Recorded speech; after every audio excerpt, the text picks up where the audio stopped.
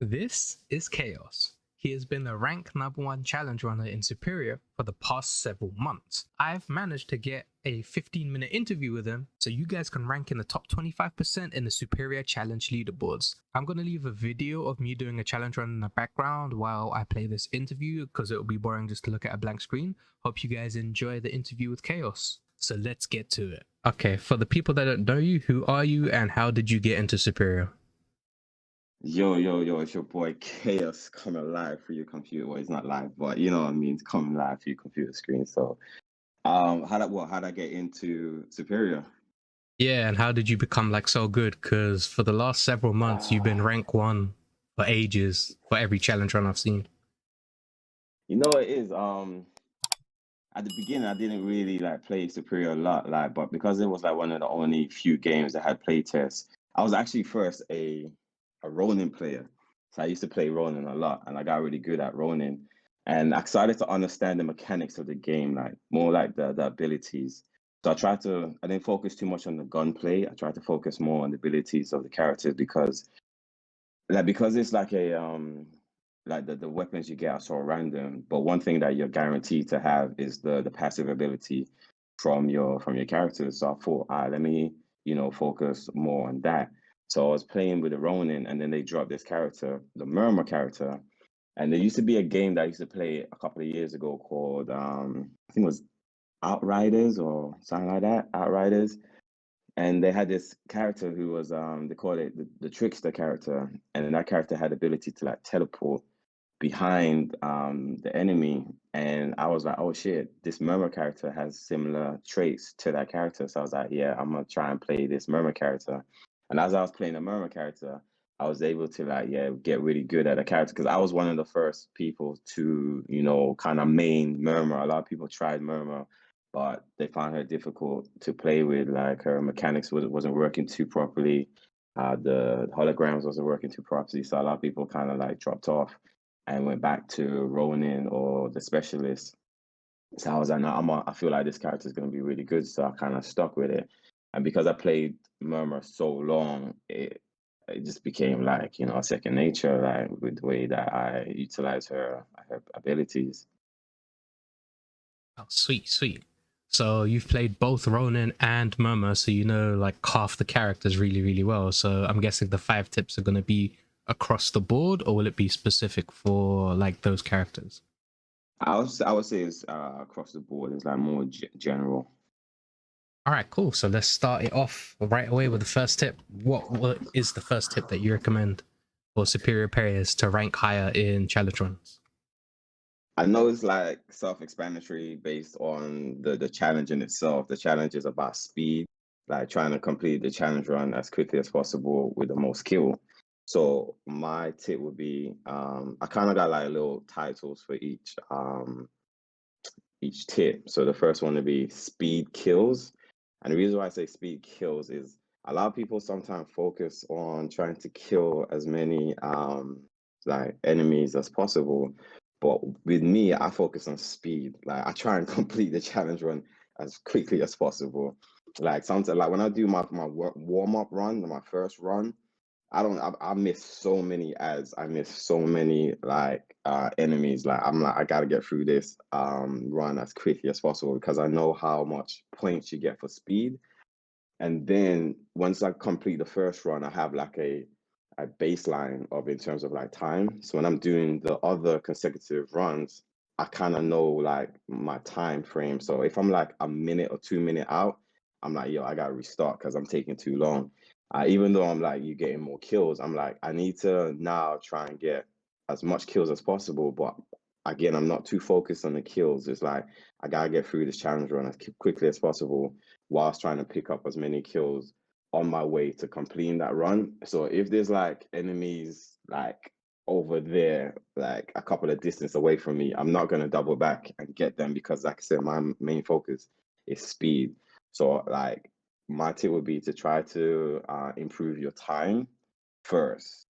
Like try to get good at maneuvering around the board as quickly as possible and killing as many of the enemies on your way to completing that mission as you're going through. So yeah, that'd be my first tip is speed kills. Like definitely focus on speed.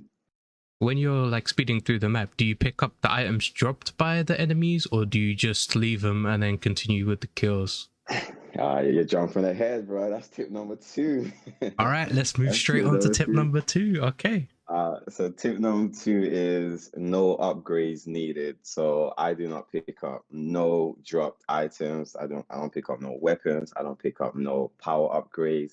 I don't pick up any weapon upgrades. I just miss it because I remember one time I used to do at the beginning. I was doing that because I felt like, all right, this is going to improve my ability on killing like the ads quicker because my character's getting stronger.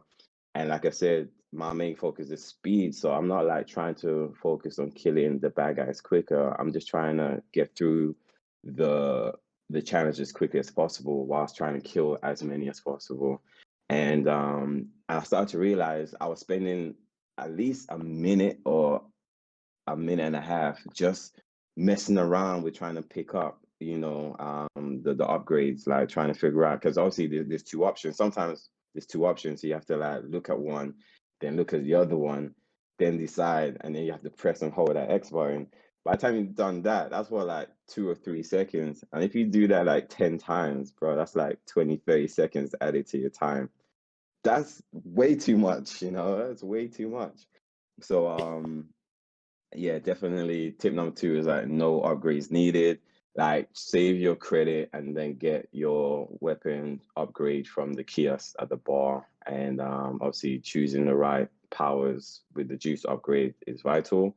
But you'll be surprised how you're able to get through, especially on the brute force. Like brute force, bro, you don't even need power upgrades. You don't even need weapon upgrades. You can get through the brute force challenge just with your like vanilla build. You know what I mean? Yep. Brute force becomes easy once you level up. Like once you're above level 20, the skills and the weapons passives just give you enough damage to complete the first mission. Yeah, definitely. Cool. So what is tip number 3? Tip number 3, I would say I call this one damage on the move. So there's certain dash ability that allows you to cause damage whilst you're dashing. And this is very important when trying to complete your challenge run as quickly as possible, whilst trying to kill as many ads as possible. Like I said, your main focus is speed. So one time I was messing around with a fire dash, and then I realized like in the first couple of stages, the fire dash is so strong that if you can set an enemy on fire, like you can kill it instantly. So because obviously the fire dash does like 18 or 19 damage per second.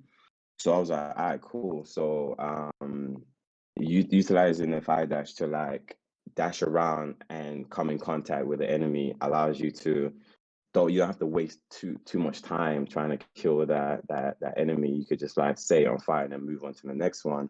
So there's other dash that does similar effect. Not as strong as the fire dash, but strong enough for you to cause enough damage to like say the enemies whilst on the move. It's all about trying to maneuver around the board as quickly as possible whilst dealing a lot of damage. So you have like shocking dash, fire dash. Um, if you can get hypothermia on stage 2, again, it does the same thing like you get in fire dash. But I find with fire dash is like you get that straight away. Like you don't have to try and pick up additional power upgrades going through the challenge. Like you can get that straight away from the jump. So I remember one time I was struggling to get a high ranking on the leaderboard, but because I was using shock and dash, and with the nerf to shock and dash, it wasn't as strong as what it was before. So I was like, oh shit, let me mess around with fire dash. And like on my first run, because fire dash did so much damage, I was able to jump to the top of the leaderboard using fire dash. And then one time I was messing around with Xeno cycle dash, and that allowed me to get to like second position when I was struggling with the other powers. So you trying to utilize different, don't stick to just one dash. Like if you get to a challenge and you're using shock and dash and you're struggling, bro, fire dash, Xeno cycle, and even like ice dash, if you can get hypothermia on the second stage, is just as good, if not better, than shock and dash. Okay, sweet. So you're saying I've seen a pattern here, like everything's about speed and like running and gunning, like you should never be standing still is how I think your playstyle's going. So let's move on to the fourth one. What is the fourth tip that you'd give people? Fourth tip would be uh,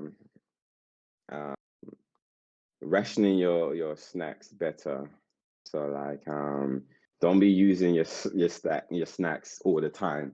So what I mean is you need to save your snacks, especially the one that gives you attack boost and anything that like strengthens your character. You want to kind of like save those snacks for the revolt challenge run or the growth. When it comes to brute force is so easy. Like you don't really need to use any snacks like that. Like you get to the point where once you start to use up all your snacks, you're like, oh man, now I have to go do like normal runs to try and replenish the snacks that I use. And I'm like, bro, why are you wasting your snacks on brute force? Like you do brute force in your sleep. So like rationing your snacks for challenge runs on Revolt, because you definitely need it for like Revolt and the growth challenge run, because the ads, they have more health. So ideally, that's when you want to start. And the reason why you want to do that is you might have to redo or replay that challenge run maybe 4 or 5 times. Now you've just wasted all your snacks because you used them on brute force, so you didn't need to. So taking like holding on to your snacks and rationing them wisely and not wasting them on brute force. Oh, it's gonna be difficult for me. I love my snacks. Let's move on to I know tip five. people are addicted to using their snacks, but you don't need to. You'd be surprised how good you can do brute force without using any snacks. I'll keep that in mind. I should get better after these 5 tips. And what is the final tip that you recommend for Final people to rank higher? tip. Final tip is a bit cliche, but it is so vital, and a lot of people don't do it. Is practice makes perfect. Practice makes perfect. I guess because I played the game so much, but I don't really play the game. Obviously, I'm playing the game because I enjoy the game and it's fun. But every time I'm playing the game, whether it's just like a normal solo run or if I'm running with like a squad or if I'm doing a challenge run, I'm constantly playing it like it's a challenge run. Like it's to the point it's kind of gets like an OCD. When I'm playing, like say I'm doing like just a normal run for snacks or for challenge keys, to me it's a challenge run. So I get like if I do a brute force run and it's just a normal run, it's not a challenge run, and I get anything above like, if my completion time is above like 18 minutes, I'm pissed. I'm like, nah, I need to be doing sub 18, and I'll do it again, and I'll constantly do it again because I'm bettering myself. So the top player, the guy that know my player, Z dot EX, you know the one I'm talking about? Yeah, Z.exe. That dude, he has got his run down to a T. Like I've spoken to him. I played with him for a bit, and as soon as the mission starts, this dude is off. Like it's like 100 meter sprint. He's off because he's just done it over and over, repetition, like muscle memory and all that shit. Like so, just yeah, with me, it's just like even when you're doing like just normal runs by yourself or with a squad, like you're treating it as it's like a challenge run. And if you complete that run and it took you too long, you should be pissed at yourself because you're like, I should have completed that run faster, and I'm gonna do it again, and I'm gonna like, because that way you start to figure out certain like patterns and how the enemies spawn, and you're like, oh shit, like as I'm going towards to complete this mission, like there's a group of enemies who spawn in this area, and they seem to always spawn in the same area. So it's like, all right, let me focus on these 4 or 5 rather than deviating away from this path to go kill 2 and 3. And this happens over and over, and you kind of like go up like autopilot when you're playing these runs, and you're just like bouncing between zones on the map, knowing where enemies are spawning. So again, like it just comes back to what I was saying: is practice makes perfect. So the more you practice doing each run and treating it like a challenge run, you'll get better. I think with tip number 3 and 5, it's general game knowledge. So like getting game knowledge between like different superpowers and like mob spawns is another thing. That could be like the tip number 6 is like improve your game knowledge, because the more you know, the easier it is for you to adapt to any situation. I think that you're really good at adapting to different situations because you have so much game knowledge. Yeah. I mean, one thing that I use when it comes to enemies that have pustules on them, like grenade launcher. Like I remember, like I was messing around with grenade launcher on Overmine, and it was so effective. So I was like, oh, let me try grenade launcher on like the other pustule enemies, like backbones and those big balls. And it's like, shit, grenade launcher works really well. So like you said, it's just like game knowledge and testing like everything, trying to see what works for your play style and for the character that you're using. Sweet. Is there any final message that you'd like for the viewers to know, or just like a general information? No, like I feel like tip 5, I mean, that's like, standard for like any game that you're playing that you want to get good at it. Just practice. At the beginning it can be frustrating and daunting, and then you reach that point of like that way it snowballs, that breaking point where it just kind of just snowballs, and you're just like getting better and better. But it's like a challenge trying to like get up that hill. But yeah, just you'll just keep at it, and then you'll start to see. I remember when you first started playing, like you were so far down the leaderboard.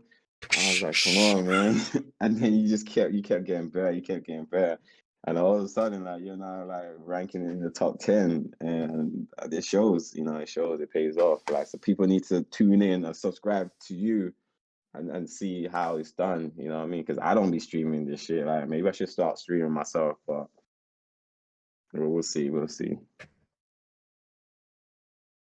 Okay, sweet. Thank you for agreeing to this interview and giving 5 tips for people to increase their superior challenge run time. Yeah. No problem.